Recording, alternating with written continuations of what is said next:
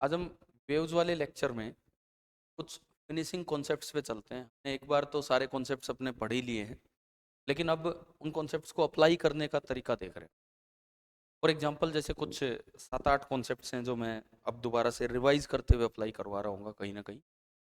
तो सबसे पहले हम शुरुआत करते हैं कि एक पॉइंट सोर्स की इंटेंसिटी कैसे लिखी जाती है।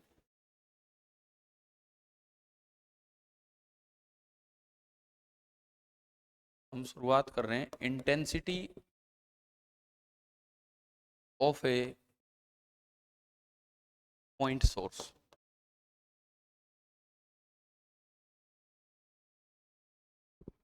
यहाँ से हम शुरुआत कर रहे हैं intensity of a point source. देखो, अगर आपको याद हो, एसआई यूनिट ऑफ इंटेंसिटी ध्यान है क्या थी? Watt per metre square. Power per unit area, watt per metre square. मान लो ये कोई पॉइंट सोर्स है। Now this is a point source of power P. This is a point source of power P, और मुझे इससे are distance दूर intensity लिखनी हो कि इस सोर्स की इंटेंसिटी क्या है। इंटेंसिटी का मतलब था energy crossing a unit area in unit time. तो आप क्या करो, इसको घेरते हुए एक स्फीयर बना दो। आर रेडियस का एक स्फीयर बना दिया, पी को क्या मानते हुए? सेंटर मानते हुए। आर रेडियस का हमने एक स्फीयर बना दिया, ठीक है। अब देखो, इस पूरे स्फीयर का टोटल एरिया कितना है? 4 pi R square. 4 pi R square. और जो पावर निकल रही है, सोर्स की पावर कितनी है? पी। तो इस जगह जो इंटेंसिटी होगी that will be P upon 4 pi R square. तो पॉइंट सोर्स की इंटेंसिटी इस तरह से देखी जाती है। और ये भी हमें पता लगना चाहिए कि एक सोर्स की पावर तो फिक्स है, यानी कि पॉइंट सोर्स के कारण जो इंटेंसिटी है वो इनवर्सली प्रोपोर्शनल होती है किसके? डिस्टेंस के स्क्वायर के। अगर डिस्टेंस 4 गुना कर दिया जाए तो इंटेंसिटी, डिस्टेंस अगर 2 गुना कर दिया जाए तो इंटेंसिटी 1/4 हो जाएगी, 1/r²। समझ आ गया है? सेम पावर का सोर्स है, यहाँ से आप डिस्टेंस डबल करोगे तो इंटेंसिटी सीधी डिक्रीज होके 1/4 हो जाए, ठीक है। अगर पॉइंट सोर्स की जगह लीनियर सोर्स होता, आमतौर पे तो पॉइंट सोर्स ही होते हैं, लेकिन अगर लीनियर सोर्स हो तो उसमें intensity inversely proportional to R होती है। कैसे? एक लीनियर सोर्स के अराउंड एक सिलेंडर बनेगा और उससे यूं रेज निकलेंगी, एनर्जी निकलेगी। सिलेंडर का कर्व सरफेस एरिया होता है 2 पाई आर एल होता है, पावर पी है। तो आर डिस्टेंस पे इंटेंसिटी क्या लिखी जाएगी? पी अपॉन 2 पाई आर एल, यानी कि I is inversely proportional are. ये तो है पॉइंट सोर्स के लिए। एक एक्स्ट्रा पॉइंट जो सवालों में कम यूज होगा, ज्यादातर पॉइंट सोर्स ही मिलते हैं, कि for a linear source, for a linear source intensity is inversely proportional to R. Linear source के लिए जो इंटेंसिटी होगी वो आर पे इनवर्सली डिपेंड करेगी, ठीक है। अब मैं एक क्वेश्चन लेता हूँ जो जेई मेन में आया था, और मेरे पास आपकी क्लास से ही एक बच्चे ने डाउट के रूप में भेजा है। दिल्ली ने ये डाउट भेजा, तो मैं कॉन्सेप्ट को बताते हुए ये ले रहा हूँ। चलें आगे बढ़े, हो गया ना क्वेश्चन? ये जो है, दिस इज जेई मेन 2019 का अप्रैल शिफ्ट का ये सवाल है।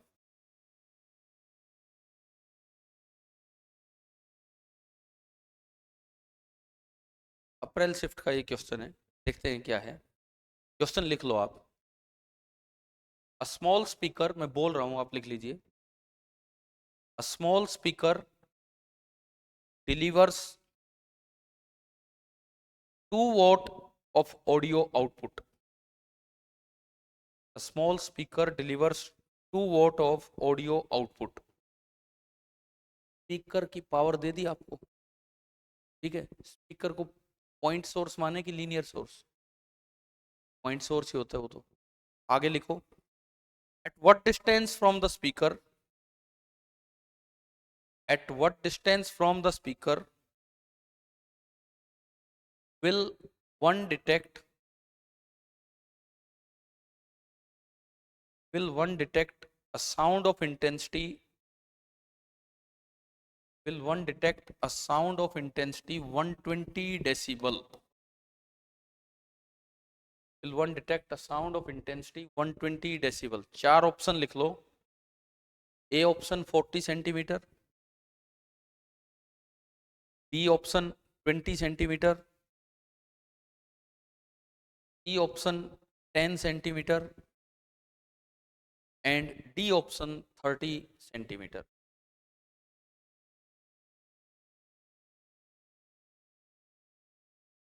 D option 30 centimetre. अच्छा अब सोचो, डेसिबल आया. डेसिबल किसकी यूनिट होती थी? एक साउंड लेवल बनाया था हमने, तो हम यहीं से सोचना स्टार्ट करें. भाई बीटा का क्या फॉर्मूला हमने पढ़ा था डेसिबल वाले का? डेसिबल में जाना है तो बाहर क्या आएगा? 10 log टू द बेस 10. और यहाँ क्या आता था? आई अपॉन एक स्टैंडर्ड रेफरेंस होता था 10 की पावर -12. पढ़ा है हमने. 10 is power -12 what per metre square. ये स्टैंडर्ड रेफरेंस था इंटेंसिटी का. ठीक है. तो बीटा कितना दिया है? 120. सबसे पहला स्टेप आप ये करो, उस जगह इंटेंसिटी निकालो अगर साउंड लेवल 120 डीबी है. ये फॉर्मूला लगाओ, फॉर्मूला लगाओ और इंटेंसिटी बताओ कितने वॉट पर मीटर स्क्वायर है. फॉर्मूला लगा के आप इंटेंसिटी बताइए कितने what per metre square intensity आएगी यहाँ पे.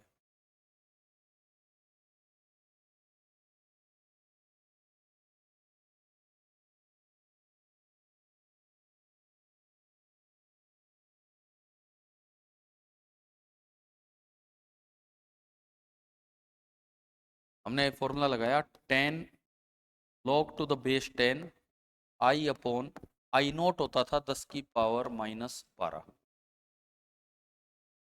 ये जीरो से जीरो गया. इसको वैसे लिखोगे पावर फॉर्म में तो I upon 10 raise to power -12 is 10 raise to power. Power में लिखना था. इंटेंसिटी कितनी आई? 1.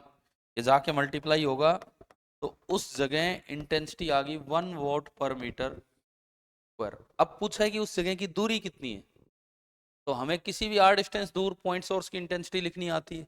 लगाओ, वो लगाओ. ये स्टेप आ गया समझ, है ना? चलिए आगे बढ़िए. अब ये पॉइंट सोर्स है, कितने वॉट का दे रखा है क्वेश्चन में? 2 वॉट. आप किसी भी आर डिस्टेंस पे गए, यहाँ पे इंटेंसिटी का फॉर्मूला क्या बनता है? Power upon total surface area. तो मुझे आर स्क्वायर चाहिए. आर आ गया पी अपॉन 4 पाई का रूट. पी कितना क्वेश्चन में किया क्या है? 2/4 पाई. यानी कि आर निकल के आया 1/√2 पाई मीटर. सेंटीमीटर में ऑप्शंस हैं तो 100/√2 पाई सेंटीमीटर. अब देखो अप्रोक्सीमेशन से जाना, बिकॉज ऑप्शन बहुत दूर दूर हैं, 10 20 30 40 कुछ ऐसे हैं, है ना? अप्रोक्सीमेशन पाई 3.14 इंटू 2 6.28. 6.28. ये देखो ये आर आया 100/√6.28. अच्छा 625 का अंडर रूट तो आप जानते हो कितना होता है? 25. तो 6.25 का 2.5. हमेशा अप्रोक्सीमेशन करनी आनी चाहिए, नहीं तो बैठे रह जाओगे वहां. समझ गए हो ना? नहीं तो कैसे कैलकुलेट करोगे? दिस इज नियरली 100 कितना बताओ तो क्या है? 1000/25 कितना आ गया? 40 सेंटीमीटर. तो इंटेंसिटी वाला ये कॉन्सेप्ट समझ आ गया है कि पॉइंट सोर्स की इंटेंसिटी कैसे निकालते हैं. आपने इन जनरल इंटेंसिटी पढ़ी है ना पहले, एम्पलीट्यूड के स्क्वायर पे डिपेंड करती है, तो अब उसको थोड़ा और आगे बढ़ाया हमने. ठीक है, लिख लीजिए आप ये पूरा.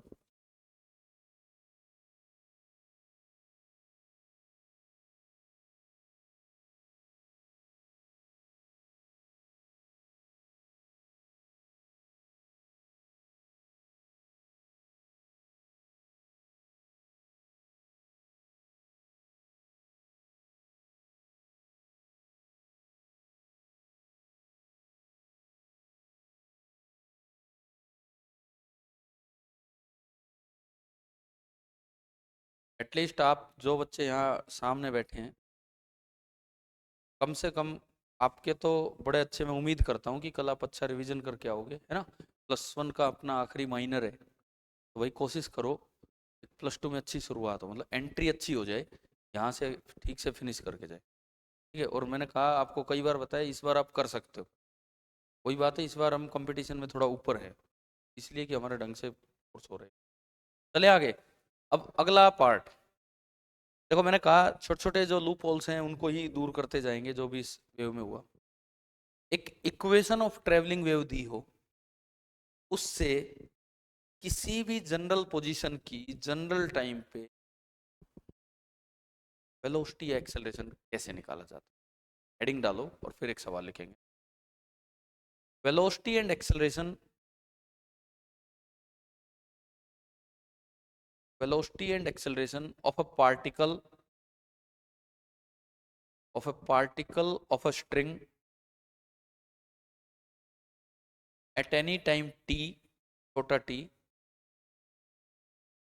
of a particle in a string at any time t in a traveling wave, in a traveling wave,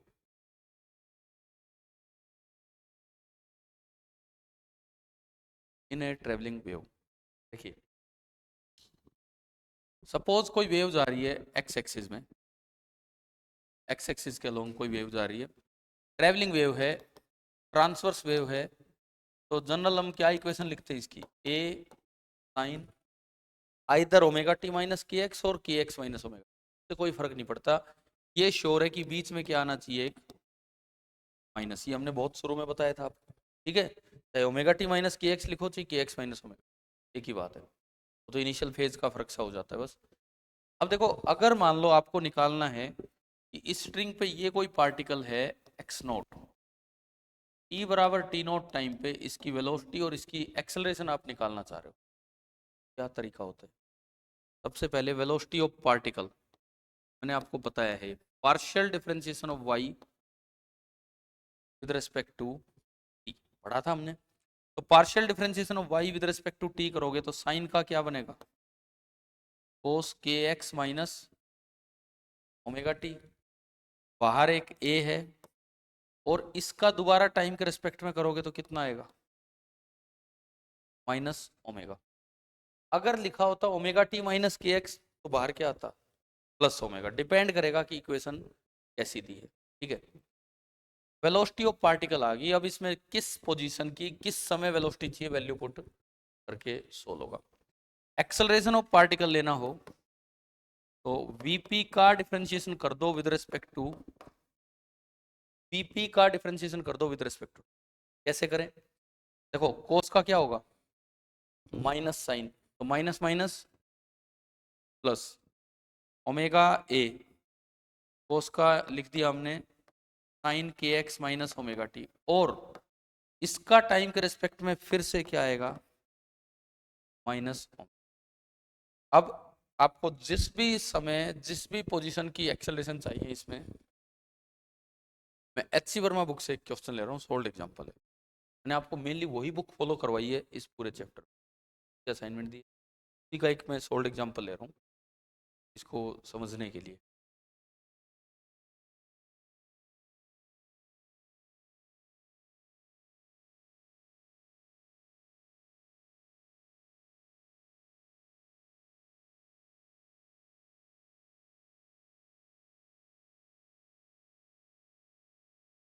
करें इसको आप।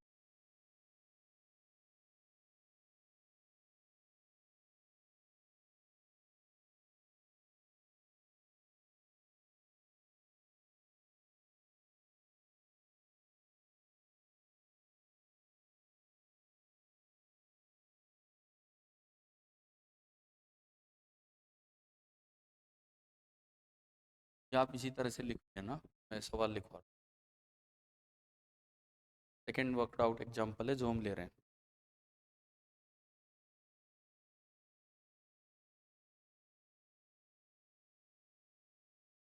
इक्वेशन ऑफ वेव आपको दी गई है y is equal to 3 centimetre into, units के साथ इक्वेशन दी है, sine of 0.14 centimetre inverse into X minus 14 second inverse into T. ये आपको इक्वेशन ऑफ ट्रेवलिंग वेव दी है तरह से, हर जगह यूनिट लगा दी। देखो इन्होंने 7 यूनिट लगाई है, एम्पलीट्यूड के साथ क्या लगा दिया, सेंटीमीटर। कई बार इक्वेशन लिख के लास्ट में सेंटीमीटर मिलता है वाई के लिए। ये एक्स के साथ जो मल्टीप्लाई होता है वो के होता है कि ओमेगा, के होता है 2 पाई/लैम्डा, अपॉन लैम्डा आने से यहाँ मीटर इनवर्स, और इसकी यूनिट क्या है यहाँ, सेंटीमीटर इनवर्स। टी के साथ मल्टीप्लाई होता है ओमेगा, ओमेगा में टाइम नीचे आता है तो ये सेकंड इनवर्स। ठीक है, लिख लिया है। अब आपको करना क्या है कि find first part velocity and second part acceleration of a particle, क्योंकि इस बुक में लिखा गया है एट पोजीशन x बराबर 6.0 सेंटीमीटर एट टाइम t बराबर 0.11 सेकेंड, एट टाइम t बराबर 0.11 सेकेंड। ये आपको निकालना है।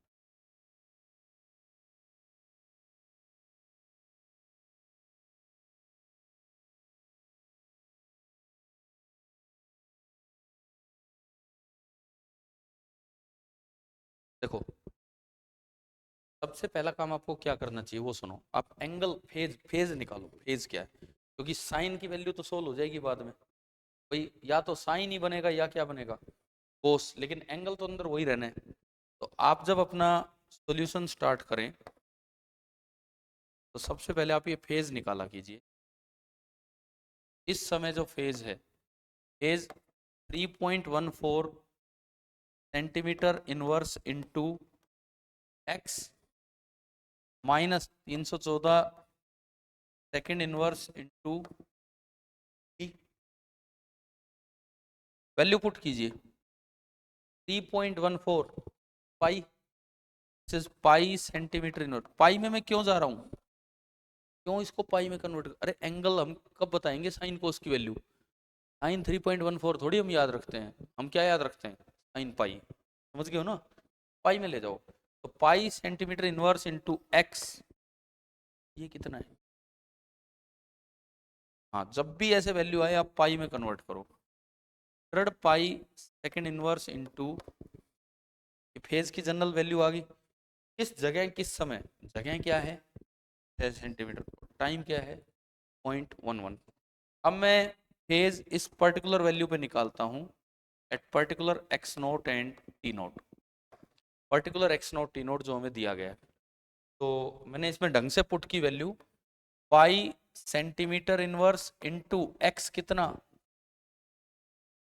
6 सेंटीमीटर। बड़ी अच्छी बात है, यूनिट कन्वर्ट नहीं करनी पड़ेगी, कट गई, ठीक है, यूनिट लेस होता है वो रेडियन हो जाता है। Minus minus 1/3 pi T, 100 pi second inverse into time कितना है 0.11 सेकेंड। देखो यूनिट से हमें निजात मिली, सेकेंड से सेकेंड इनवर्स कट गया, सेंटीमीटर इनवर्स से सेंटीमीटर, तो ये फेज देखो कितना आया 6 पाई माइनस 11 पाई है, ठीक है 6 पाई माइनस 11 पाई, तो फेज कितना आ गया -5 पाई रेडियन। अब मैं निश्चिंत हूँ, अब मैं कुछ भी इसमें कैलकुलेट कर सकता हूँ। जब भी ऐसा कोई सवाल आए, अगर किसी और में है तो पहले पाई में कन्वर्ट करो, यूनिट्स के साथ चलो, अगर यूनिट लगा रखी नहीं लगा रखी तो आप खुद देखना। सबसे पहला काम क्या करना है, आपको एंगल निकाल लेना है, फेज निकाल लेना है, ठीक है। अब या तो इसके साइन की जरूरत पड़ेगी या इसके कोस की, आप लिख लो एक बार यहाँ तक अगर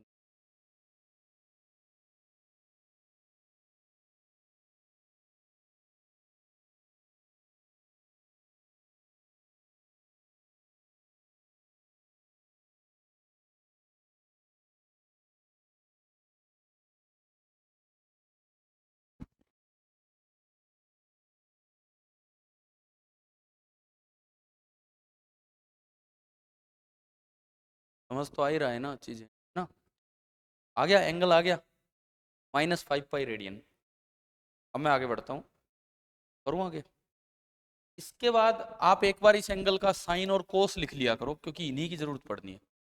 साइन फाई कितना एंड कोस फाई कितना। फाई आपका क्या चल रहा है, -5 पाई। साइन ऑफ -5 पाई। इस पे देखो यार आप, ये एंगल होते हैं 0, पाई/2, पाई, 3 पाई/2, 2 पाई, फिर यहाँ पे आएगा 4 पाई, यहाँ पे आएगा 3 पाई, यहाँ पे आएगा 5 पाई, और -5 पाई दोनों यही हैं। इधर से घूम के आओगे माइनस, उधर से घूम के आओगे प्लस। अगर मैं साइन की बात करूं, साइन इस पूरी लाइन पे साइन कितना होता है, 0। ऊपर साइन 1 होता है और नीचे साइन, तो साइन ऑफ -5 पाई कितना हो गया, 0। अगर मैं कोस की बात करूं, कोस इस लाइन पे 1 होता है, इस पे -1, और इस लाइन पे कोस की क्या वैल्यू आ रही है, -1। मुझे कुछ तो समझ आया ना, क्या चीजें हैं क्या नहीं, है ना? मतलब मेरे लिए जहां भी साइन फाई आएगा उसकी वैल्यू लास्ट में 0 रखनी, इस पर्टिकुलर x0 t0 पे। जहां भी कोस फाई आएगा उसकी वैल्यू क्या रखनी है हमें, -1। अब हम चलते हैं थोड़ा बैक। इक्वेशन ये दे रखी है, y = 3 साइन, ये सब y निकालो डिफरेंशिएट करके, और ए वाई निकालो, और वो साइन कोस को डायरेक्ट आप करें, करो आप करो। Sine pi x -100 pi T, इसको शॉर्ट में लिख लो ना, 3 साइन, यूनिट छोड़ो अब, 3 sin πx -100 पाई टी। आपकी इक्वेशन ये है, y = 3 sin πx -100 पाई, ये इक्वेशन। अब मैं वी वाई निकालूं,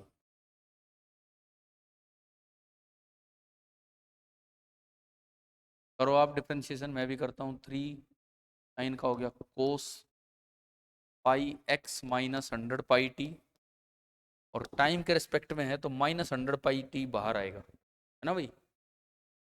टाइम के रिस्पेक्ट में है तो -100 पाई टी बाहर आ जाएगा। ये बन गया -300 पाई। ये वेलोसिटी निकल के आ गई। बस तो कोस की वैल्यू पुट कर दो वहां पे। अच्छा, एक बार और डिफरेंशिएट कर लेते ताकि ए वाई और आ जाए, बाद में वैल्यू पुट करेंगे। Curl V P by curl T, तो कोस का हो जाएगा minus sine pi x -100 pi T. उसका ये हो गया, माइनस साइन गया तो माइनस को क्या कर दिया उसने, प्लस। इसका दोबारा करोगे तो -100 पाई और आएगा, एक माइनस हो गया, एक पाई स्क्वायर बनेगा, एक 3 बनेगा, और 10 की पावर शायद 4 बन रहे, है ना भाई? ये बना। अब देखो, मुझे उस पर्टिकुलर वी वाई की वैल्यू निकालनी है एट x0 t0। उस x0 t0 पे कोस की वैल्यू कितनी है, ये डायरेक्ट ही अब आंसर आएगा, -300 पाई इंटू -1, यानी कि कितना आ गया, 300 पाई। 300 इंटू 3.14, ये तो बड़ा आसान है, 942 दिख रहा है, और यूनिट जो थी वो सेंटीमीटर में थी। दिख गया ना, 942 सेंटीमीटर पर सेकंड। ये बताओ जी, A Y at that x0 and t0, ये बताओ आप। 0 क्यों? अच्छा, साइन की वैल्यू कितनी है, 0। ये आपका एचसीवी का क्वेश्चन है, इसलिए वैल्यू इतनी अच्छी दी है कि वहाँ पे 0 और 1 आ रहा है। बाकी कुछ भी आ जाए, आपको समझ आ गया है ट्रैवलिंग वेव के दौरान कैसे किसी पॉइंट का वेलोसिटी और एक्सेलरेशन आप निकालेंगे। तो पहले एंगल निकाल लिया, कोई बैक करना है क्या लिखने के लिए? चलो तो आप लिख लो, इसको नोट कीजिए।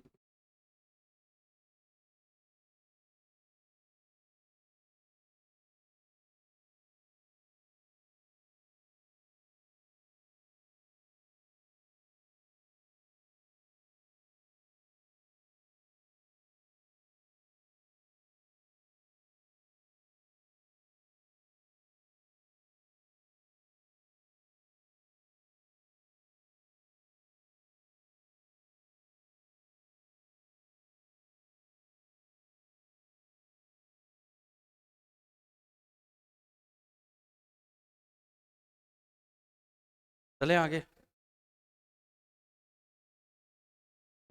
अगला काम, next heading, different equations of standing waves.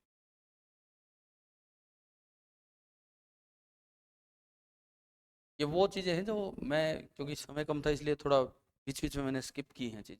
अब एक बार पूरा होने के बाद मैं दोबारा से इन पे आ रहा हूँ। Different equations of standing waves.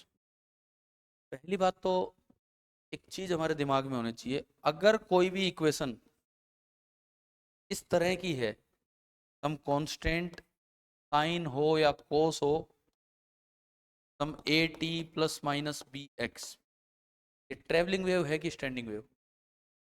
Travelling. अगर कोई इक्वेशन इस तरह की है, सम कांस्टेंट ए हो, टू ए हो, कोई टर्म तो अलग से एक्स की आ रही है और कोई टर्म अलग से टाइम की आ रही है, मल्टीप्लाई होके। देखो, मैं नहीं कह रहा कि यहाँ साइन ही आना जरूरी है, यहाँ कोस भी आ सकता है, यहाँ भी साइन आ सकता है, दोनों सेम भी हो सकते हैं। लेकिन अगर इस तरह अरेंज होके आए, sine of X term and something again of T, trigonometry ratio इस तरह आए, तो ये कौन सी इक्वेशन होती है? हम पढ़ चुके हैं, तो अगर इस तरह आए तो ये कौन सी है? Travelling wave.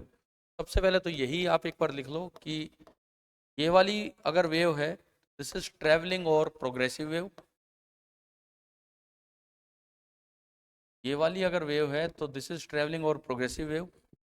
और ये वाली अगर वेव है, ये नीचे वाली, दिस इज टेंडिंग और स्टेशनरी वेव।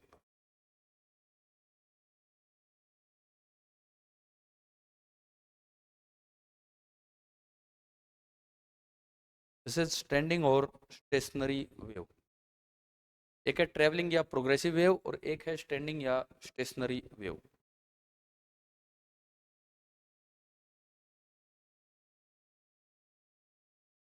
अब हम different equations of standing wave बनाएंगे। तो आपने हेडिंग डाली है, ये तो एक शुरुआत काम हुआ है कि भाई किस तरह आपको पहचानना होता है। आपको पता ही होगा, ये तो हम पढ़ चुके हैं ना पूरे लेक्चर्स में कि भाई कैसे पहचानते हैं। अब देखिए कैसे बनाएंगे वो देखते हैं। इसके लिए आप पहले मैथ्स के ना 4 ट्रिग्नोमेट्रिक फॉर्मूले लिख के दिखाओ मुझे, फिर हम काम आगे बढ़ाएंगे। Number 1, sine C plus sine D. आप ये 4 फॉर्मूले इस तरह के लिख के दिखाओ, sine C plus sine D, sine C minus sine D, cos C plus cos D, cos C minus cos D. आप ये बनाओ पहले।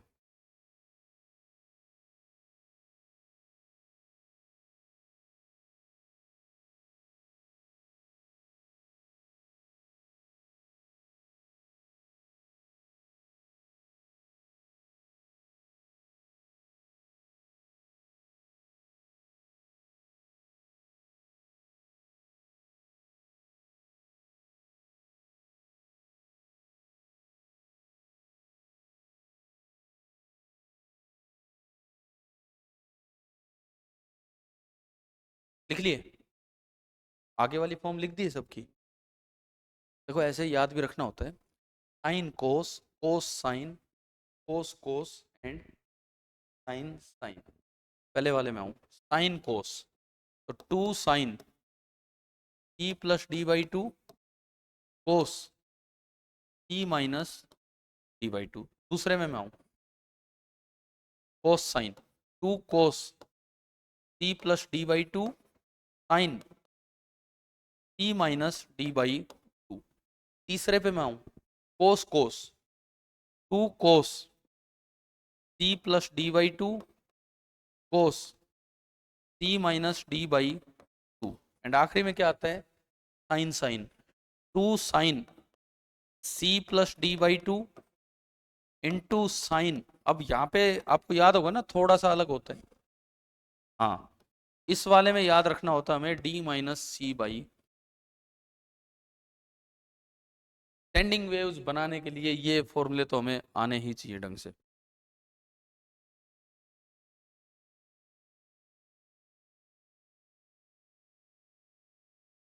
अब देखो हम 4 केस बनाएंगे। कौन से 4 केस वो सुनिए। ये तो 4 फॉर्मूले बने हैं, अब हम 4 केस लेंगे। ये एक्स एक्सिस है, ये वाई एक्सिस है। वेव चल के आएंगी, एक वेव इधर जा रही है y1, एक ट्रेवलिंग वेव इधर आ रही है y2। स्टैंडिंग वेव्स कब कब बनती हैं? Equal amplitude, equal frequency, opposite direction. Equal amplitude, equal frequency, opposite direction हो तो स्टैंडिंग वेव बनती है। पहला केस में लेता हूं, सपोज इसकी इक्वेशन है a साइन, अगर ये उधर जा रहा है माइनस के एक्स लिखूं तो इसकी इक्वेशन क्या लिखी जाएगी? ए साइन भी आ सकता है, कोस कुछ भी आ सकता है। मैं ले रहा हूं पहले ए साइन ओमेगा टी, और माइनस की जगह अगर यहां भी माइनस हो, क्या स्टैंडिंग वेव बनेगी? फिर तो दोनों एक डायरेक्शन में जा रही है। अब देखो सपोज ये आ गया और आपको बनानी हो इसकी स्टैंडिंग वेव की इक्वेशन, तो y this will be equal to y1 plus y2। A common आया, sine C plus sine D, पहला फॉर्मूला। 2 बोलो sine of C plus D by 2, C plus D by 2, only क्या बचेगा? Omega T into बोलो cos C minus D by 2, क्या बचा? Minus का x. अब अच्छा इसको इधर ले आओ, और कोस के अंदर से माइनस तो गायब होता ही है। y is equal to 2a cos K X और साइन ऑफ ओमेगा टी। अब मैं एक बार स्टैंडिंग वेव को रिप्रेजेंट करके दिखाऊंगी। आपकी ये जो रस्सी है,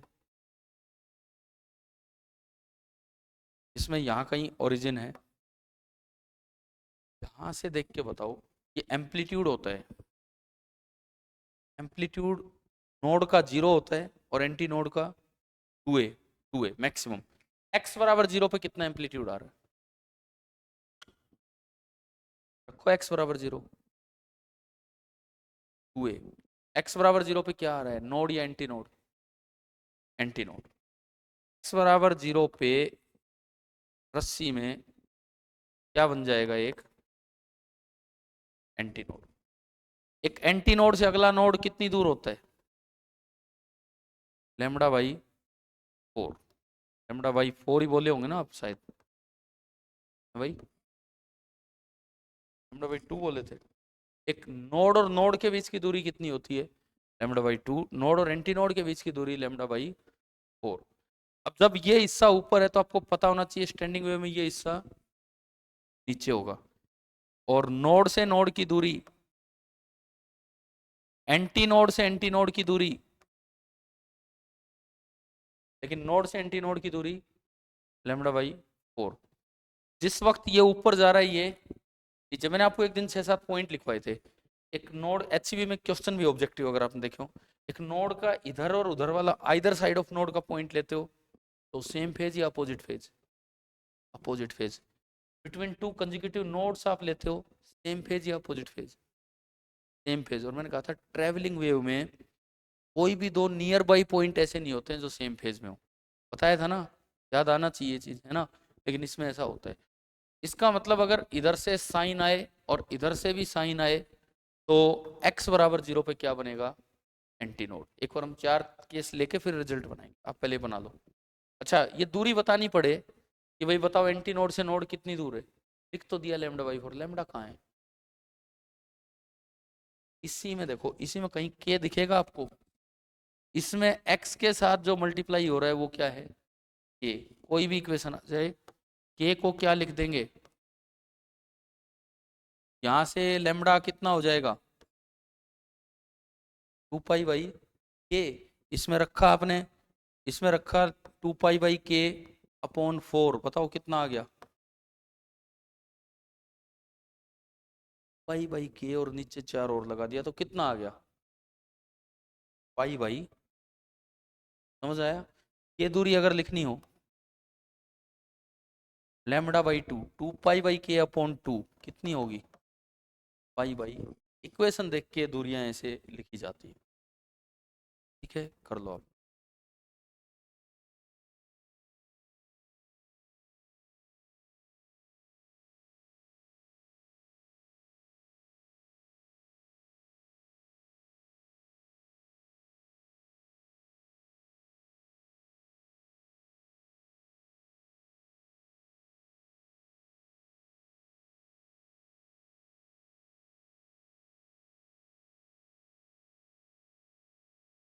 हम 4 केस क्या करते हैं इनमें, एक बार दोनों साइन मिलवाएंगे, एक बार दोनों कोस मिलवाएंगे, एक बार एक साइन और एक माइनस साइन, और एक बार एक कोस और एक माइनस कोस, फिर देखेंगे क्या बन रहा है।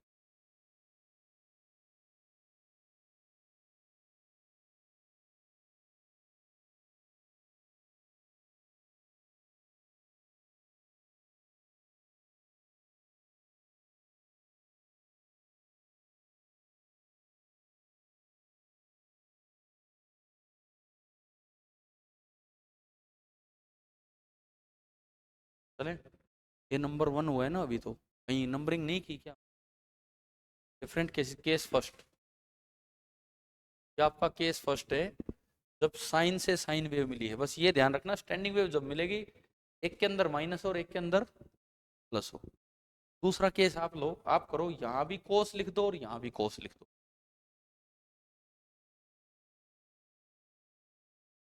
और वही फॉर्मूले लगाओ जो पीछे आपने पढ़ा।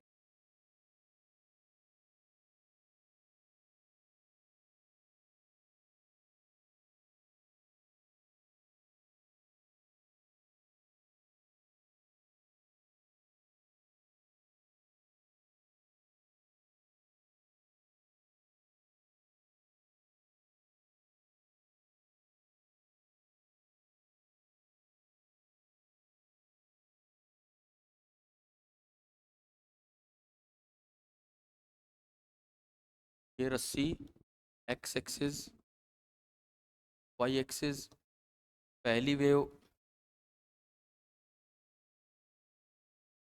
इधर से गई y1, क्या लिया है y1, a cos omega T minus K X, और y2 क्या लिया है, a कोस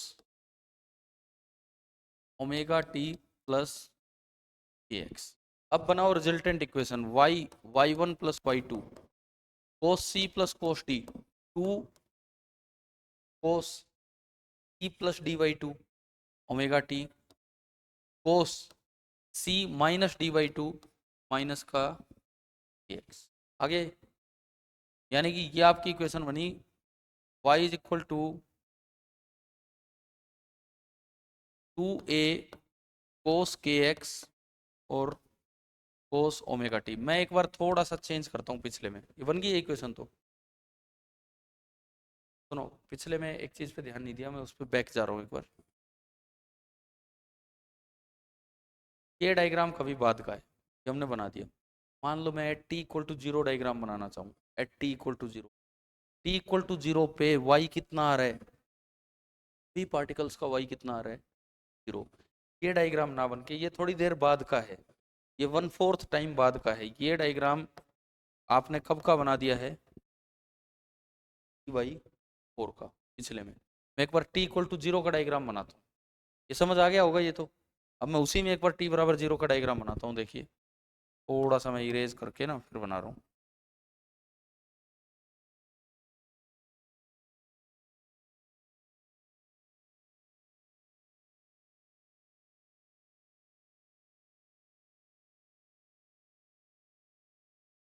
और मैं डायग्राम बना रहा हूँ at T equal to zero.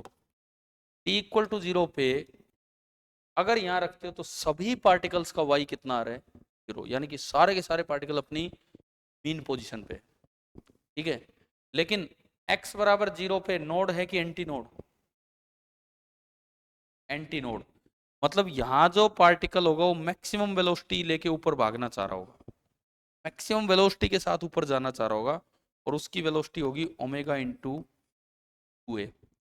यहाँ वाला पार्टिकल भी इस वक्त ऊपर जा रहा होगा, यहाँ वाला पार्टिकल रेस्ट पे होगा, ये नोड है, नोड कितनी दूर, अभी लैम्डा निकाला था हमने 2π/k से। इसी समय यहाँ वाला पार्टिकल इधर आ रहा होगा, यहाँ वाला पार्टिकल सबसे तेज स्पीड से नीचे जाना चाह रहा होगा, और एंटी नोड से एंटी नोड की दूरी कितनी, समझ गए हो। अभी तो ये हाल है। वो जो आपने बनाया डायग्राम वो कब का था, T/, तो उसमें एक t=0 का डायग्राम और दिखा दो, ठीक है। हम फिर बाकियों में t=0 के ही डायग्राम बनाएंगे। सारे के सारे पार्टिकल एक साथ अपनी मीन पोजीशन पे हैं और इस तरह से वो चलना चाह रहे हैं। ये आपका डायग्राम हो गया एट t=0।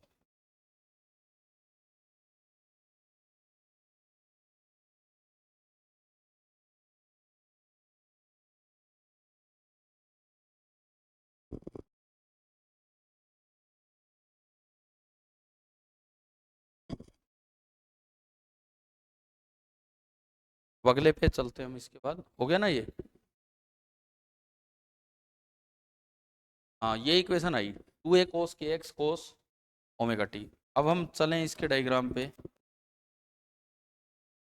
ये x axis, y axis, t=0, ना सॉरी x=0, और मान लो मैं डायग्राम बनाना चाहता हूँ t=0 का।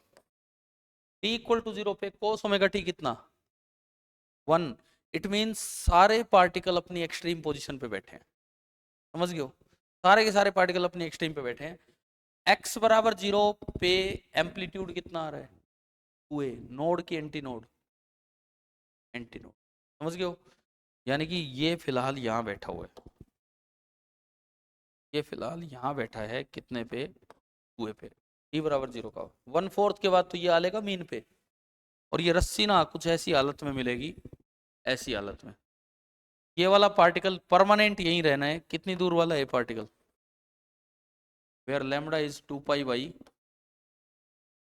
ये फिर एक एंटीनोड है, ये फिर एक एंटीनोड है जो 2a नीचे मिलेगा, फिर एक एंटीनोड है जो 2a नीचे मिलेगा। इसका मतलब x=0 पे नोड बना या एंटी नोड बना, x=0 पे ये क्या है, एंटी नोड। तो यहां से दो बातें याद हो, अगर साइन के साथ साइन की वेव मिलती है या कोस के साथ कोस की वेव मिलती है, तो x=0 पे क्या बनेगा, एंटी नोड बनेगा। आ गया समझ, ठीक है। नंबर 3 पे चलते हैं, आप ये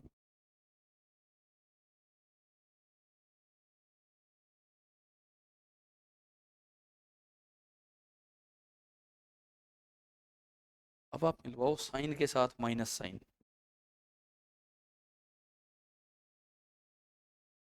दूसरा केस क्या, इस तरह आपने रस्सी ली, दो ट्रेवलिंग वेव जो आप लेंगे, यहां से तो चले साइन,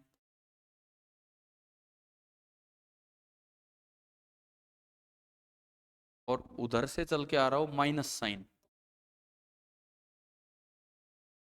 एम्पलीट्यूड सेम रखना है, डायरेक्शन अपोजिट रखनी है।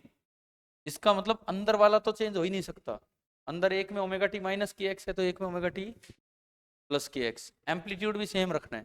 अब मैंने एक साइन कर दिया और एक क्या कर दिया उसका नेगेटिव, इस माइनस से डायरेक्शन पे कोई फर्क नहीं पड़ता। डायरेक्शन कौन बताता है वेव की, ये नहीं बताता, ये तेज होता है, ठीक है। बनाओ भाई इसकी इक्वेशन बनाओ, क्या बनेगी, और फिर t=0 पे इसका डायग्राम।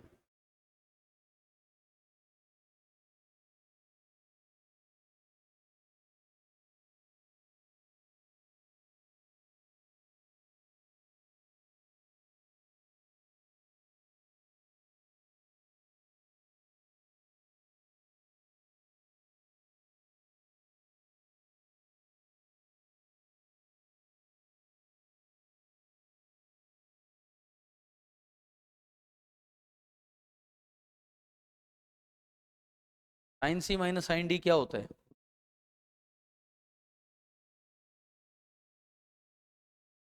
तो आप मुझे फाइनल इक्वेशन बता दो y बराबर क्या इक्वेशन आ रही है बस ये बता दो आप, वो फॉर्मूला लगा के जिस तरह की आनी चाहिए, -2a साइन के एक्स और कोस ओमेगा आई। क्या बताओ, ये कोई फॉर्मूले मैंने आपको पहले बता ही दिए हैं, है ना, ये तो खुद कर सकते हैं आप। अब चलिए इसकी शेप बनाते हैं t इक्वल टू 0। इस वक्त रस्सी की शेप बनाते हैं एट t इक्वल टू 0। सारे पार्टिकल एक जैसी स्थिति में होंगे। t इक्वल टू 0 पे cos 0 1, यानी कि all the particles are at their extreme position. अब x बराबर 0 पे संभालो क्या है, नोड की एंटी नोड, नोड x बराबर 0 वाला यहाँ है, x बराबर 0 वाला परमानेंट यही है, ठीक है। x बराबर लैम्बडा बाई 4 पे जो होगा, अगर मैं x की जगह लैम्बडा बाई 4 रखूं, a की जगह 2 पाई बाई लैम्बडा रखूं, लैम्बडा से लैम्बडा गया, 2 से 2 गया, तो पाई बाई 2 हो गया। पाई बाई 2 कितना, 1 1 बाहर, लेकिन लगाया क्या, एक माइनस, ये t बराबर 0 पे 1 हो गया। यानी कि ये जो पार्टिकल है ना, ये ऊपर ना होके कहाँ मिलेगा, नीचे। और ये रस्सी की शेप t बराबर 0 पे अब ऐसी होनी, समझ गए हो, ये शेप मिलेगी। इस वक्त सारे रेस्ट पे हैं। इस पार्टिकल और इस पार्टिकल के बीच का फेज डिफरेंस कितना है, 180 डिग्री, पाई अपोजिट फेज। इसका और इसका फेज डिफरेंस सेम। समझ आ ही गया होगा अब तो स्टैंडिंग वेव के क्या क्या टाइप्स हैं, ठीक है। बना दो ये भी, बराबर 0 पे इसकी शेप बना दी हमने, और x बराबर 0 पे नोड बना के एंटी नोड, नोड बना है, x बराबर 0 पे नोड बना है।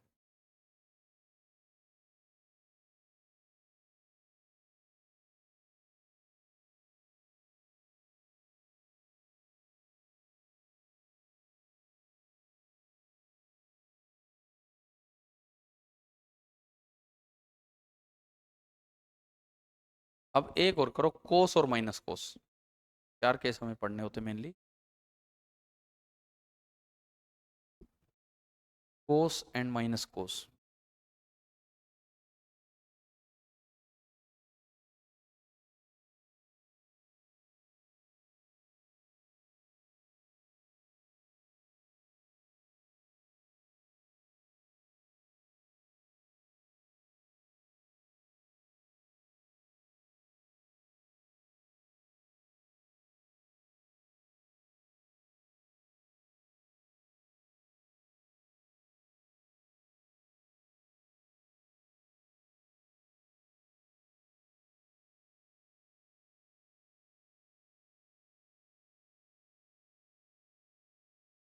इसमें कोस के बाहर एक माइनस लगा दो,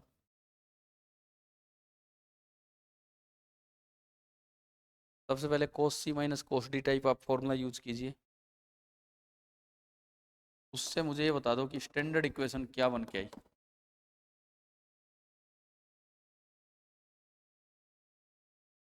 बताओ क्या इक्वेशन आई है फाइनली,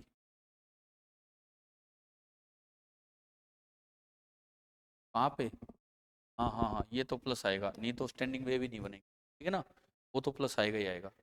2a साइन के एक्स, एक बार चेक करो क्या ये बन रहा है क्या,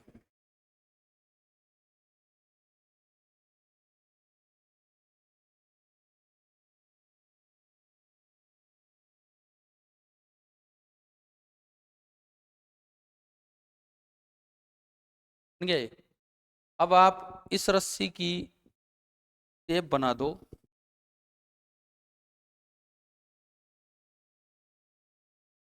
एट t इक्वल टू 0।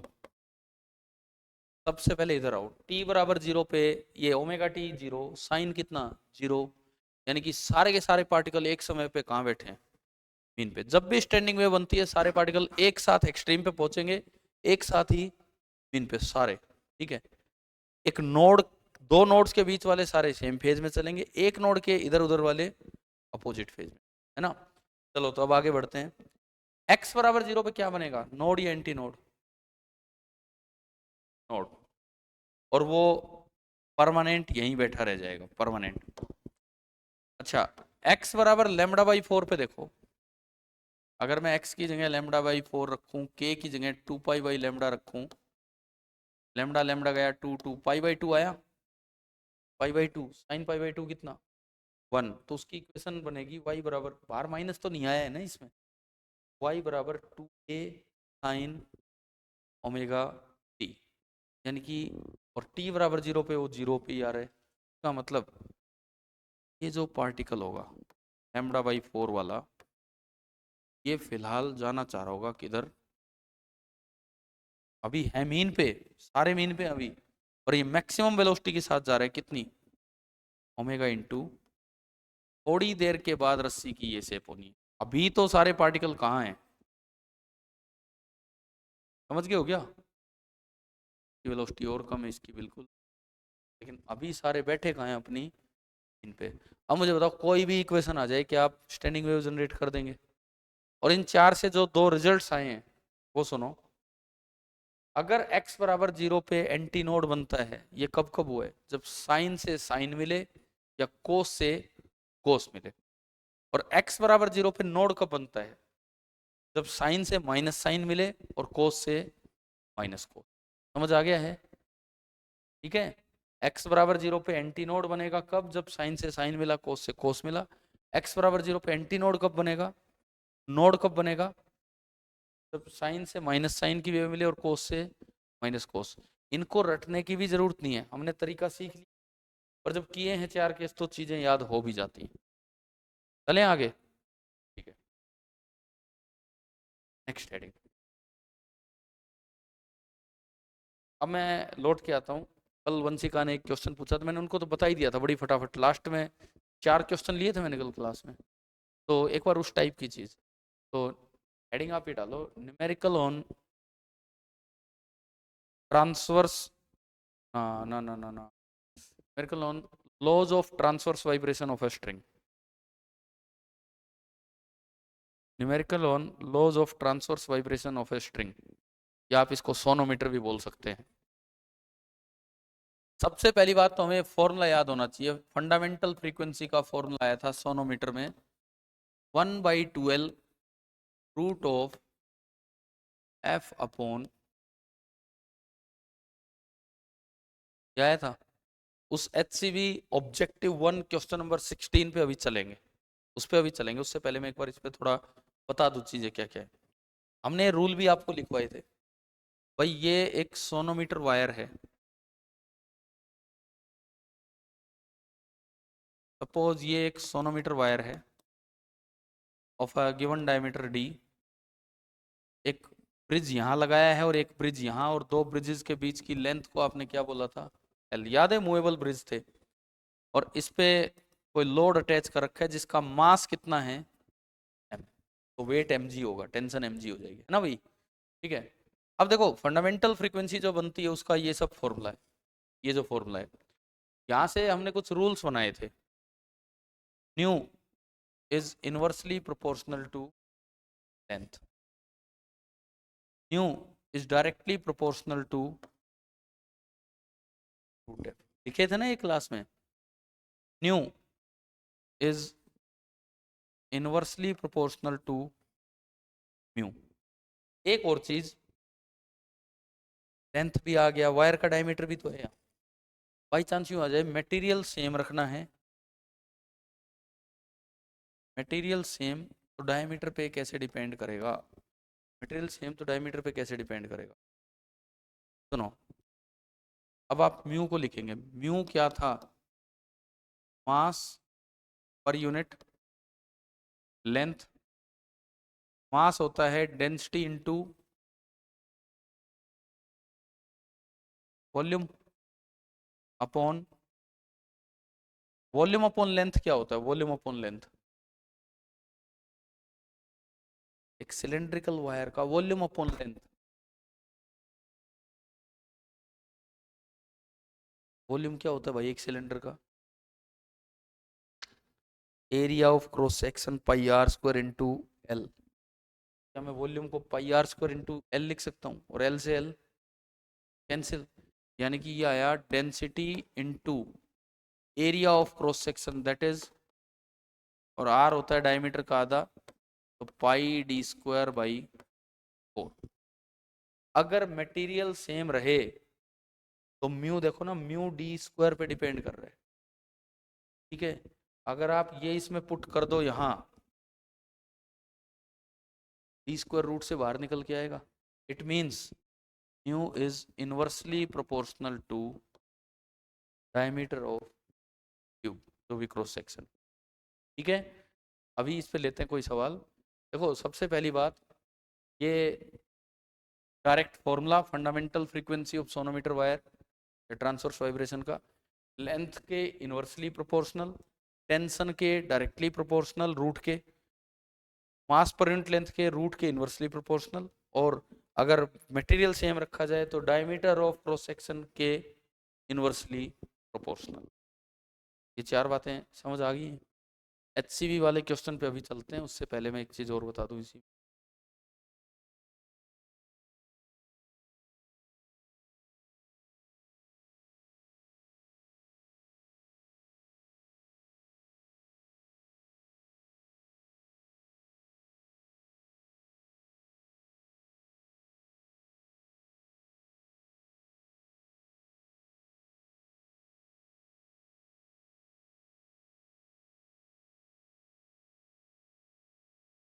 अब आप एक चीज का जवाब देना फटाफट से ना यहाँ से। सपोज मास जो लटका रखा वो सेम है, मतलब टेंशन सेम है, मास पर लेंथ ऑफ वायर भी सेम है, लेकिन उसकी जो लेंथ है वो आपने डबल कर दी, तो फंडामेंटल फ्रीक्वेंसी कितनी हो जाएगी? हाफ हो जाएगी। अगला सवाल, जो मास लटका रखा है वो 4 गुना कर दिया, बाकी सब चीजें सेम है, मास जो लटका रखा है वो 4 गुना कर दिया, तो बताओ फंडामेंटल फ्रीक्वेंसी 2 टाइम्स। अगला सवाल, बाकी सब सेम है लेकिन जो मास पर यूनिट लेंथ है उसको 4 गुना कर दिया। हाँ, अगर उसको म्यू को मैं 4 गुना कर दूं तो क्या होगा? हाफ। अगला सवाल, बाकी सब सेम है, जो वायर है वो पतली यूज कर ली और डायमीटर आधा कर दिया, 2 टाइम्स, तो फंडामेंटल फ्रीक्वेंसी 2। अगला सवाल, जो लेंथ है वो डबल कर दी और जो मास लटका रखा है वो 4 गुना कर दिया, अब बताओ। हाँ, इससे 2 आना है और इससे 2 कट गया। अगला सवाल, लेंथ डबल कर दी, मास 4 गुना कर दिया और डायमीटर भी डबल कर दिया। लेंथ डबल, मास 4 गुना, डायमीटर डबल, तो वो तो कट ही लिए। मतलब ऐसा कोई भी सवाल आ जाए हम कर पाएंगे कि नहीं? अब मैं वो जो वंशी का जो क्वेश्चन चाहता हूँ, HCV ऑब्जेक्टिव 1 क्वेश्चन नंबर 16 था वो, है ना?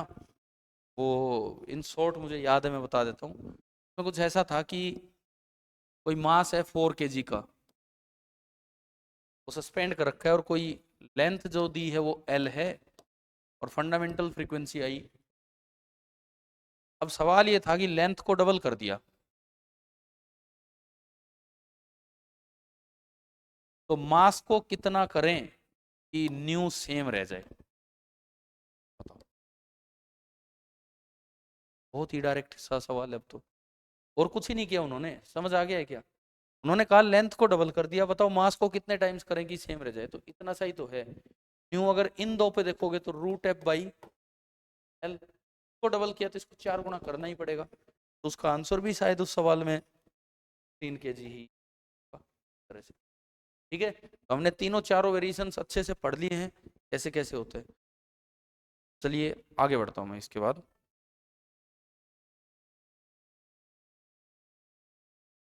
नेक्स्ट हेडिंग आप ये डालो, comparison of speeds of two particles of a string,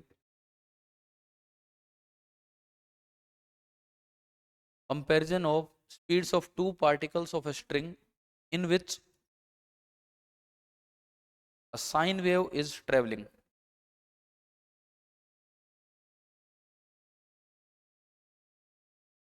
In which a sine wave is traveling.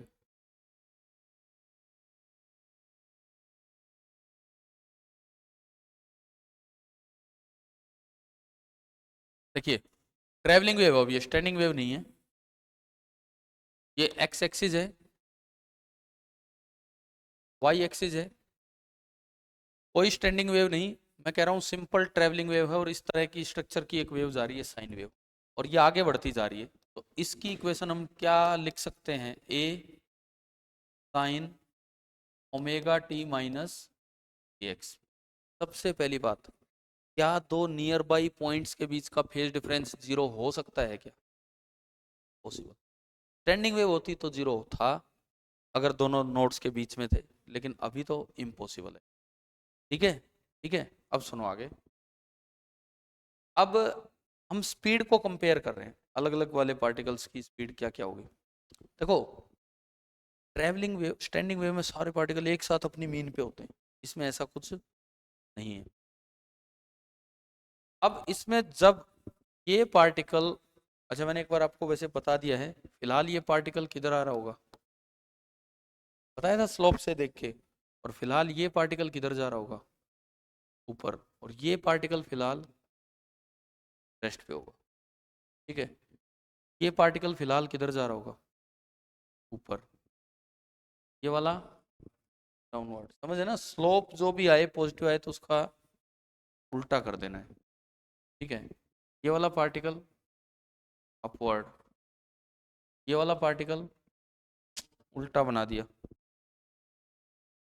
ये वाला पार्टिकल डाउनवर्ड, ये वाला पार्टिकल अपवर्ड, इस तरह हम बना सकते हैं।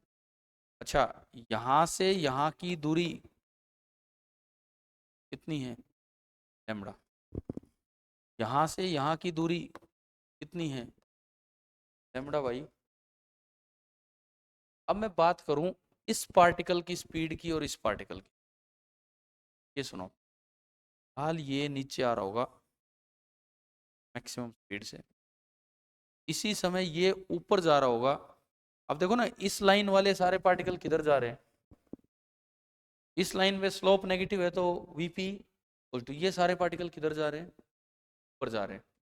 फिलहाल ये सारे किधर आ रहे हैं, नीचे, ये जो है ये मैक्सिमम वेलोसिटी से नीचे आ रहा होगा। ठीक है, और ये वाला जो है ये भी किस पे आ गया होगा, आ गया होगा। ये बताओ, कुछ कंपैरिजन दिख रहा है यहाँ? इस वक्त इसकी स्पीड कितनी होगी, 2a नहीं है, कोई स्टैंडिंग वेव नहीं है, ओमेगा ए। इसकी स्पीड कितनी है, जीरो। इस वक्त इसकी स्पीड भी कितनी है, अगर मैं वेलोसिटी की बात करूं तो इसकी प्लस ओमेगा ए है, इसकी माइनस ओमेगा ए।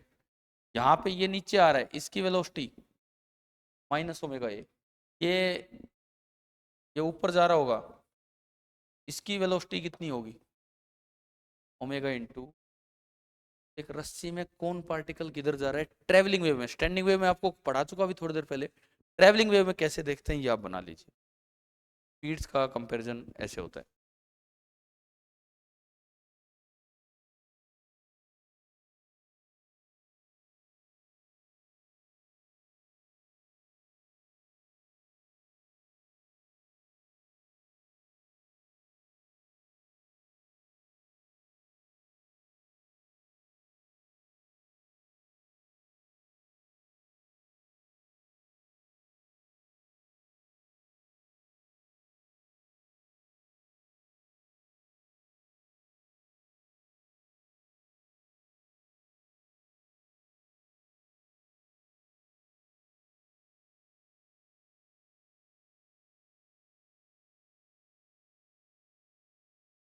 आ रहा है ना समझ तरह से?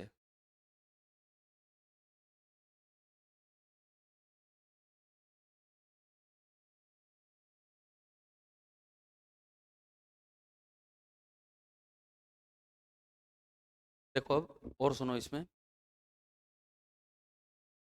अगर आपसे पूछा जाए सेम वेलोसिटी वाले पार्टिकल्स, सेम वेलोसिटी वाले पार्टिकल्स कौन कौन है, सेम वेलोसिटी एक इंस्टेंट पे, जैसे इसकी वेलोसिटी जो है वही वेलोसिटी किसकी है, तो कितनी दूर है सेम वेलोसिटी वाले पार्टिकल्स, लैम्बडा। यानी कि same velocity consecutive particles travelling wave में सेपरेशन जो होता है कितना होता है, lambda.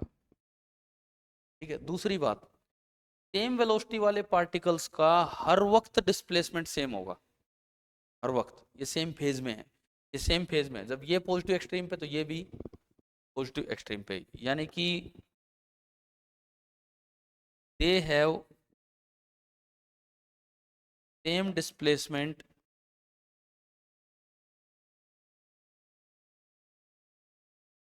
at all the times. They have same displacement at all the times. They are in same age, same phase. जब ट्रेवलिंग वेव रस्सी में चलती है तो सेम वेलोसिटी वाले पार्टिकल्स के बीच का मिनिमम सेपरेशन कितना है, लैम्डा, अगला फिर लैम्डा, अगला फिर लैम्डा या 2 लैम्डा या 3 लैम्डा पे सबकी वेलोसिटी क्या होगी, सेम होगी। यही बात अगर मैं लिखूं सेम स्पीड के लिए, सेम स्पीड वाले अगर आप देखते हैं कंसेक्यूटिव पार्टिकल्स, तो बताओ इसमें, बताओ, बोलो थोड़ा जोर से। लैम्डा बाई 2 दिख रहे हैं ना ये दो, ऐसे ये दो स्पीड तो सेम है, तो इनके बीच का जो सेपरेशन होगा कितना है, ये ट्रेवलिंग वेव की बात हो रही है, स्टैंडिंग वेव की बात नहीं हो रही। कितना होगा, lambda by.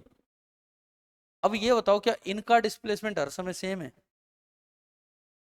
At the instant shown? इस समय अगर आप दिखा रहे हो ये भी मीन पे है और ये भी कहाँ है, अपनी मीन पे, तो दोनों का डिस्प्लेसमेंट क्या है, बिल्कुल सेम। लेकिन जब ये अपनी पॉजिटिव एक्सट्रीम पे पहुंचेगा तो ये अपनी, तो उस वक्त तो बहुत डिफरेंस आ गया। उसका तो डिस्प्लेसमेंट है y बराबर a और इसका डिस्प्लेसमेंट क्या है, y बराबर माइनस a।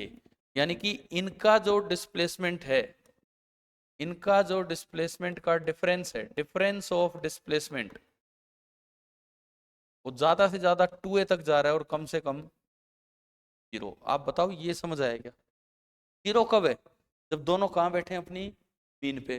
और 2a कब है, वो एक पॉजिटिव एक्सट्रीम पे होगा और एक नेगेटिव। अगर आप इसको देखते हैं, सेम डिस्प्लेसमेंट हर वक्त रहना है, तो इनका जो डिफरेंस ऑफ डिस्प्लेसमेंट है वो कितना होगा, हमेशा 0। समझ आ गया? देखो ये ट्रेवलिंग और स्टैंडिंग वेव में डिफरेंस है जो हम यहाँ कवर कर रहे हैं। समझ आ गया है ना?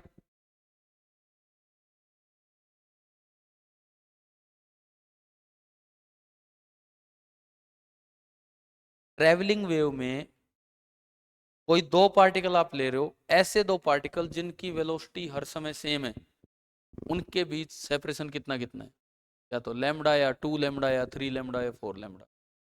अगर आप उन पार्टिकल्स का डिस्प्लेसमेंट देखते हो तो वो हर समय क्या मिलेगा, बिल्कुल सेम। डिस्प्लेसमेंट का डिफरेंस कितना होगा, 0।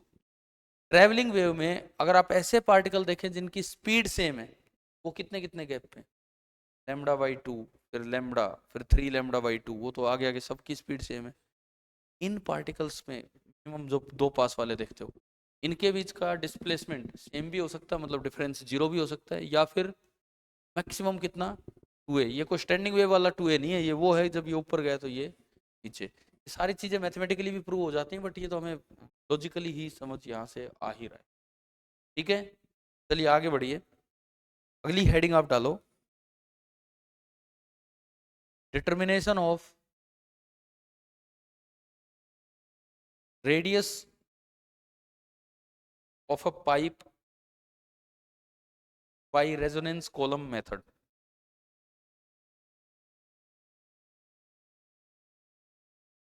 Determination of radius of a pipe by resonance column method. देखिए, रेजोनेंस कॉलम मेथड में आपने ये कोई पाइप यूज किया, कोई ट्यूब यूज की, आपको ध्यान है कि उसमें ना हम पानी भरते थे ना, ऐसा होता था, जो भी है नीचे पड़ा रहने दो उसको। आपने रेजोनेंस किया, सपोज सबसे पहले आपने फर्स्ट रेजोनेंस ऑब्टेन किया, पढ़े थे हम ये चीजें, फर्स्ट रेजोनेंस। अगर मैं प्रेशर की बात करूं, ओपन एंड पे क्या बनता था प्रेशर का, नोड, क्लोज एंड पे, लेकिन ओपन एंड पे थोड़ा बाहर, थोड़ा सा बाहर, और फर्स्ट रेजोनेंस का ये डायग्राम। एंड करेक्शन को हम ई से डिनोट करते थे और लेंथ आपने मेजर कर ली, पहले रेजोनेंस की लेंथ स्केल से मेजर की, कितनी आई, L1। हमने पढ़ा होगा, इक्वेशन बनाई होगी, क्लास में किया होगा ये काम, L1 plus E is equal to lambda by 4, है ना भाई। फिर पानी को थोड़ा और नीचे करते थे और अब हम किस पे जाते हैं, सेकंड रेजोनेंस पे। पानी को थोड़ा और नीचे करेंगे और अब हम जाएंगे सेकंड रेजोनेंस पे। लेंथ थोड़ी सी बढ़ जाएगी, पानी थोड़ा और नीचे आ गया और ये वाली लेंथ होगी है L2। सेकंड रेजोनेंस का मतलब है second normal mode of vibration. Pressure wave में दिखा रहा हूं बार बार, प्रेशर वेव। ओपन एंड पे क्या बनेगा, प्रेशर का नोड। क्लोज एंड पे तो बीच में एक और नोड। क्या ये डायग्राम ऐसा बनेगा, बनेगा ऐसा। ये लेंथ कितनी, लैम्बडा बाई 4, और ये लेंथ कितनी, पूरे का सम देखोगे तो 3 लैम्बडा बाई 4। ये आपके नोट्स में होगा, ये काम बिना लिखा होगा, L2 plus E is equal to 3 lambda. ये दो इक्वेशन लिखी है कॉपी में, इनकी मदद से हमने लैम्बडा निकाल के, ऊपर से ट्यूनिंग फोर्क का न्यू पता है, फिर हमने स्पीड ऑफ साउंड निकाल दी थी, पढ़ा था ये। अब रेडियस ऑफ पाइप कैसे निकालते हैं वो सुनो। रेडियस ऑफ पाइप तब आएगा जब एंड करेक्शन आ जाए, क्योंकि एंड करेक्शन को आप किससे इक्वेट करते हैं, 0.6 R से, है ना। पहले एंड करेक्शन, इन दो इक्वेशन से एंड करेक्शन कैसे लाऊं। L1 L2 मेजर्ड वैल्यूज हैं, ये आपको पता है, दीज आर मेजर्ड वैल्यूज, ये आपको पता है L1 और L2। अब बताओ इनसे कैसे लाएं, हम क्या करें। नहीं करना भाई, डिवाइड कर दो, लैम्बडा कट जाएगा, ठीक है। डिवाइड करो, इक्वेशन नंबर 1, इक्वेशन नंबर 2। आप 1 से 2 को डिवाइड करके ई लेके आओ पहले in terms of L1 and L2, करो ये सोल्व। 1 से 2 को डिवाइड करके ई लेके आओ in terms of L1 and L2।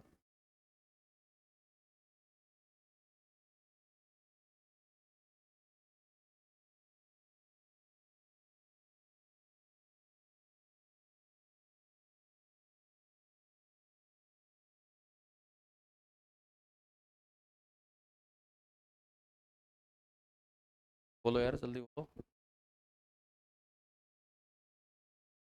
And correction कितना आ रहा है। हाँ, L2 माइनस 3 L1 अपॉन 2, इसको तो ब्लॉक में डाल दो, आ गया। डिवाइड करना है, क्रॉस मल्टीप्लाई करना है और ई सोल्व कर लेना है इक्वेशन 1 एंड 2 से। हमारे पास एक फॉर्मूले की तरह ही आ गया, L2 माइनस 3 L1 बाई, कल हमने क्लास में V निकालना सीख रखा है, वो भी L1 L2 की टर्म्स में एक फॉर्मूला बना रखा है।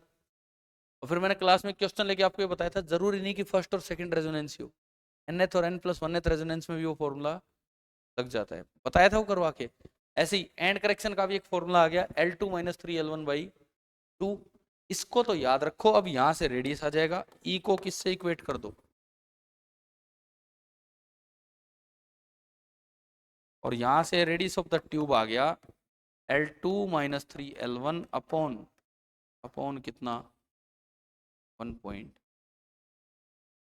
इतने इतने भी फॉर्मूले याद करने की जरूरत नहीं है, बस तरीका आना चाहिए कैसे हम कर, ठीक है। अगली चीज, आपने कल बीट्स पढ़े थे, हमने ट्यूनिंग फोर्क से बीट बनाने सीख लिए, फाइल करते हैं या लोडिंग कर देते हैं। हमने स्ट्रिंग से बीट बनाने सीख लिए, टाइट कर देते हैं एक को लूज कर दे, सीखा है ना ये।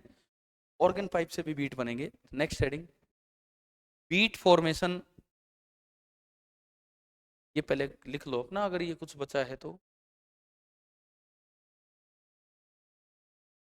Beat formation by two organ pipes of different lengths.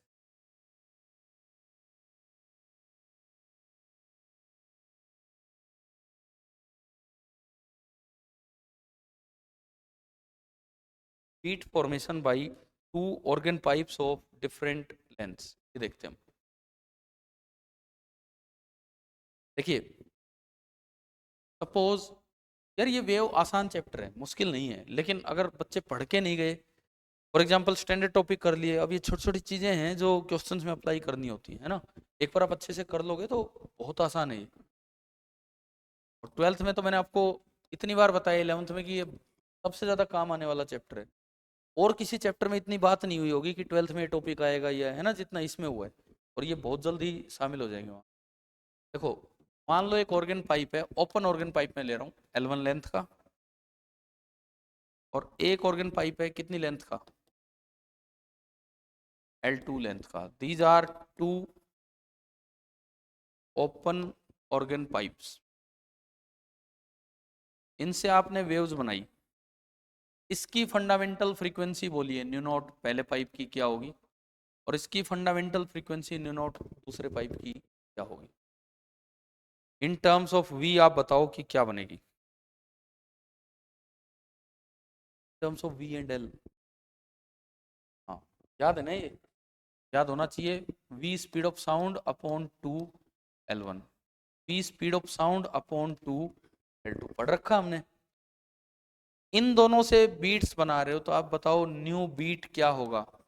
आपके क्लासरूम में वो जो चौक वाला बोर्ड, उस पर शायद अभी भी बने होंगे, कल तो मिटाना पड़ेगा, पेपर है वहाँ, बट वो अभी भी बना होगा पूरा डायग्राम वाइग्राम। तो समझा था हमने कि न्यू बीट कैसे आया था, न्यू वन माइनस, बड़ा कौन है इनमें से, न्यू वन, क्योंकि ये लेंथ बड़ी है तो डिनोमिनेटर बड़ा हो गया। तो ये क्या बना, nu one minus nu two. Nu one कितना, B upon 2L1 minus B upon 2L2, B by two common, L1 L2, और ऊपर क्या आएगा, L2 माइनस एन। आ गया समझ। तो ऐसे केस में न्यू बीट आपकी ये निकल जाया करेगी, B by two into L2 minus L1 upon L1 L2। And beats observe करने के लिए this should be less than 16 hertz. Beats को ऑब्जर्व करने के लिए this should be less than 16 hertz. अच्छा, लेस देन 16 हर्ट्ज करने के लिए इनकी लेंथ में थोड़ा सा वेरिएशन करना होगा।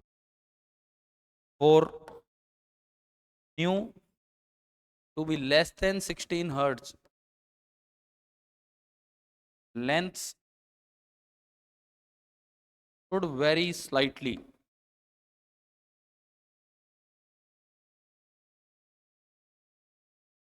लेंथ should vary slightly का क्या मतलब है, ये बीट के दौरान मैंने सिखाया था आपको कि L1 नियरली होगा किसके, L2। इसका मतलब L1 इंटू L2 को तो आप लगभग क्या लिख सकते हो, L1 स्क्वायर। बट आपको याद आना चाहिए, L2 माइनस L1 को जीरो नहीं लिख सकते। एंड फाइनली मैं ऊपर लिखता हूं तो न्यू बीट लिखा जाएगा P बाई टू इंटू, यहाँ पक्का लेना पड़ेगा जो कि क्या है, एग्जैक्ट डेल्टा एल, ध्यान आ गया, बीट में भी ये था, डिवाइडेड बाई अप्रोक्सीमेट लेंथ का।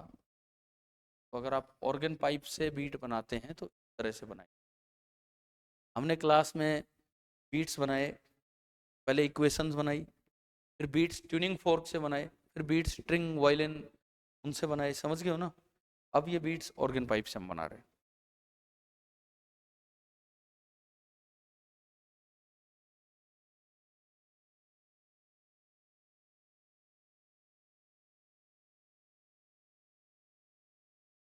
अगला point, interference and path difference.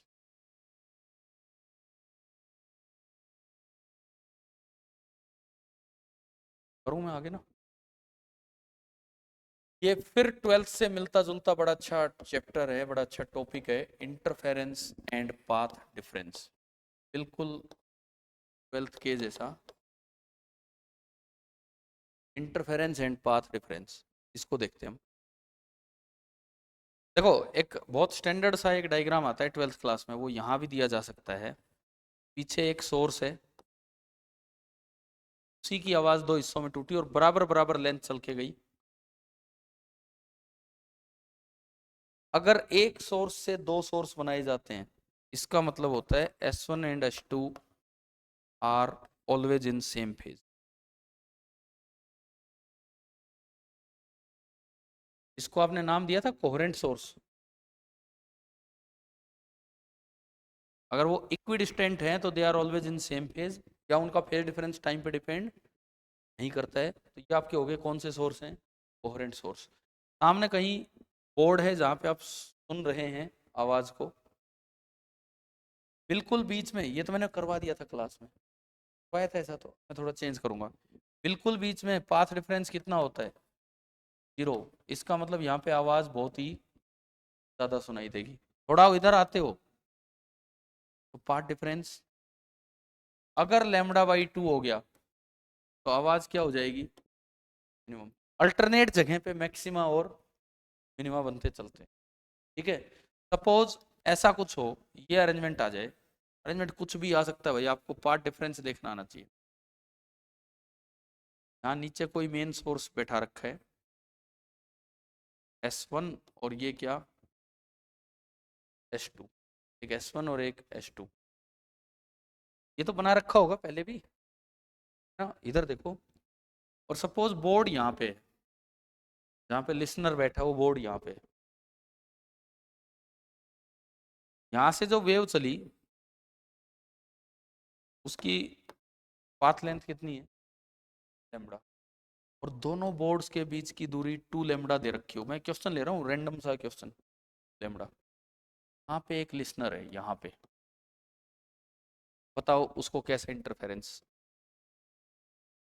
सुनेगा, कंस्ट्रक्टिव या डिस्ट्रक्टिव।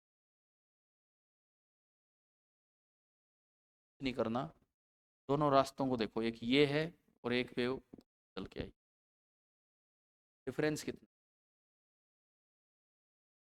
बताओ। एक वेव ये चल के गई और एक वेव ये चल के गई, पाथ डिफरेंस कितना। एक वेव ये गई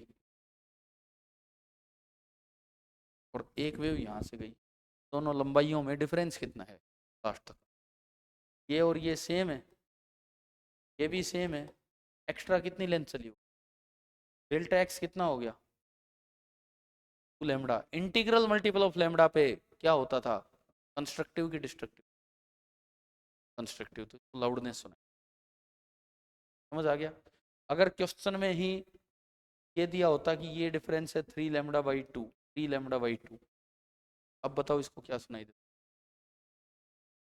ठीक है। या फिर क्वेश्चन में यहाँ एक लिसनर बैठा रखा है, ठीक है, एक आवाज यूं गई, एक आवाज यूं गई, आपको बता रखा हो कि ये तो 5 लैम्बडा है और सपोज ये दूरी है 6 लैम्बडा, अब बताओ कंस्ट्रक्ट। हो सकता है वो लैम्बडा की टर्म्स में ना दे, यूं लिख दे ये 5 मीटर है और ये कितना है 6 मीटर, और अलग से लिखा हो कि लैम्बडा ऑफ सोर्स कितना है। हो सकता है लैम्बडा अलग से ना दे, तो हमारे पास एक तरीका होता है, लैम्बडा इज इक्वल टू, ये हो सकता है, ठीक है। इवन 12th में जब हम जाएंगे तो सर्कुलर स्क्रीन भी लेंगे, एक बार ये भी देख लो। सपोज बोर्ड ऐसा है, एक बहुत बड़े से रेडियस का सर्कल है, यहाँ कहीं सोर्स है, ठीक है, यहाँ कहीं सोर्स है और यहाँ से वेव चली, आपको ये दे रही, ये दूरी दी है 2 लैम्बडा, लैम्बडा। बताओ यहाँ पे कोई लिसनर है, उसको मैक्सिमम सुनेगा कि मिनिमम, मैक्सिमम इंटीग्रल मल्टीपल, यहाँ वाले को बताओ, यहाँ कोई लिसनर है उसको क्या सुनाई दे, क्यों, और डिफरेंस 0 हो जाएगा।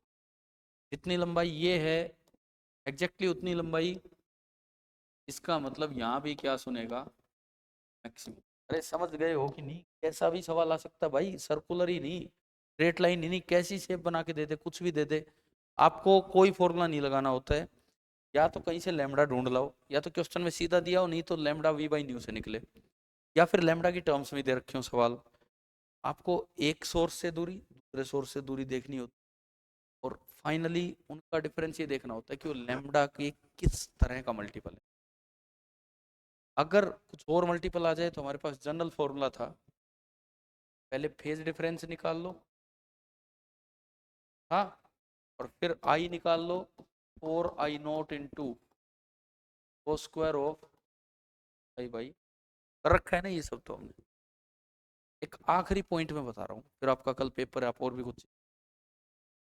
कुछ ऐसी चीजें थी जो मैंने केटीजी के समय छोड़ी थी। मैंने कहा था वेव्स में एचसीवी के आपको असाइनमेंट दिए थे उस समय, आखिर के 3-4 सवाल इन चीजों पे मिलते। मैं बहुत डिटेल में अभी नहीं जा रहा हूँ, कल भी पेपर का शायद 16वां सवाल था कि कौन सा, इसी पे था। तो आखिरी हेडिंग डाल लो, KTG and sound waves, KTG and sound waves. और जो आपका सीपीपी 28 है केटीजी का स्पेसिफिक हीट का मैंने आपको दिया हुआ एचसीवी स्पेसिफिक हीट वाला, तो क्वेश्चन नंबर 32-33 इन्हीं पे हैं, बाद वाले पेज पे, लास्ट वाले पेज पे ट्राई करना आज, ठीक है। बस मैं क्लास को फिनिश ही कर रहा हूँ, इन शॉर्ट बता देता हूँ। हमने पढ़ा स्पीड ऑफ साउंड का फॉर्मूला क्या होता है, under root gamma P by, gamma किस पे डिपेंड करता है, गामा किस पे डिपेंड करता है, एटोमिसिटी पे। सपोज दो गैसेस दे रखी हो, O2 दे दे, N2 दे दे, हीलियम दे दे। O2 का F कितना, डिग्री ऑफ फ्रीडम 5, का भी F 5, का F 3। गामा होता है 1+2/F, ये भी 7/5, 1+2/3, 5/3। दो गैसेज का कंपेरिजन आए, गामा निकालना आना चाहिए, ठीक है। अब सवालों में कंडीशंस दे देते हैं, रो सेम है, रो डिफरेंट है, प्रेशर क्या लें, ये क्या लें, क्या इसको उसमें भी कन्वर्ट कर लेते हैं हम, गामा RT/M में। केटीजी पे सवाल किस तरह चले जाते हैं कि इनमें गामा आ जाता है, गामा का यूज फिर आपको वहां से, कल पेपर दिया उसमें ध्यान है क्या, एक सवाल था, नहीं याद है, मैं एक बार देखता हूँ, रुको मेरे बैग में होगा, एक सेकंड बस, फिर फिनिश ही कर देते हैं इस क्लास को।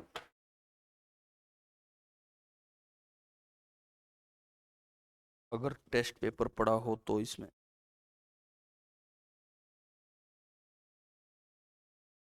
वैसे कुछ समझ आई चीजें, इतनी चीजें हमने रिवाइज कर ली हैं आज।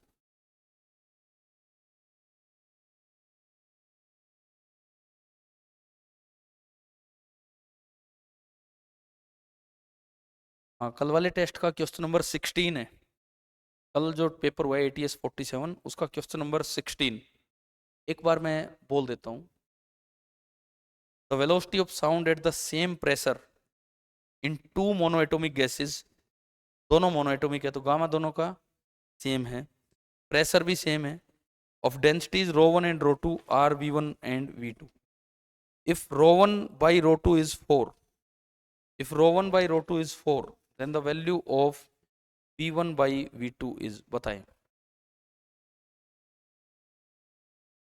डायरेक्ट बताना आपको, बताएं। if rho 1 by rho 2 is 4, then the values of V1 by V2 is, क्या होगा, प्रेशर सेम है, रो 1 बाई रो 2 4 है, तो आपको बताना है V1 बाई V2 क्या होगा। हाँ, ये एक तो रूट हो जाएगा और एक उल्टा हो जाएगा, कितना आ गया 1 बाई, ये हो गया था कल पेपर में सब। तो इस तरह से केटीजी को शामिल किया जा सकता है। अगर टेम्परेचर को शामिल करें, टेम्परेचर को भी कर सकते हैं, हमने पढ़ा था फॉर्मूला गामा RT/M, लेकिन इसमें टी किस में पुट करना है, केल्विन में। अगर दोनों गैसेस की एटोमिसिटी सेम हो तो गामा सेम रहेगा, ऐसा भी हो सकता है एक का गामा कुछ है और एक का गामा। यूँ बताओ, आज की क्लास ऑफ करें हम, ठीक है। अब आप अपना, जिन बच्चों ने लाइव अटेंड नहीं किए क्लास, वो भाई वीडियो से अटेंड करें, लाइव हो नहीं पाए बाई चांस। कितनी देर चली है क्लास, लगभग 1 घंटे के करीब, ठीक है। तो आज की क्लास को ऑफ करते हैं और कल के लिए शुभकामनाएं, अच्छा पेपर दो, थैंक यू।